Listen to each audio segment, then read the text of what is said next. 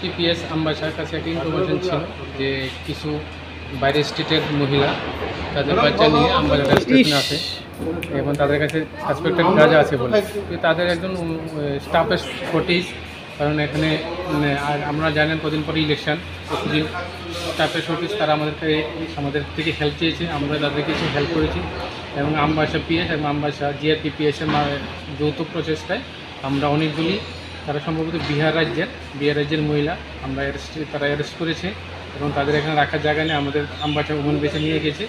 অনেকগুলি প্যাকেট এখান থেকে উদ্ধার হয়েছে, এখন এগুলি পরিমাণ করা হয়েছে মোট 18 কেজি 800 এখানে গাঁজা তাদের কাছ থেকে উদ্ধার হয়েছে।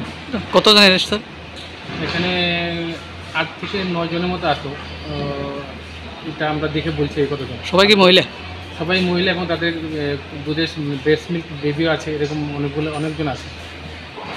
বাজার মূল্য এখন এটা আমবাসা জিআরপি যেটা তাদের বিদেশি এনডিপিএস কেস হবে। বাজার মূল্য দেখুন, এগুলো তো বাজারে বিক্রি হয় না, কালো বাজারে বিক্রি হয়, প্রায় 2 লাখ টাকার মতো হবে।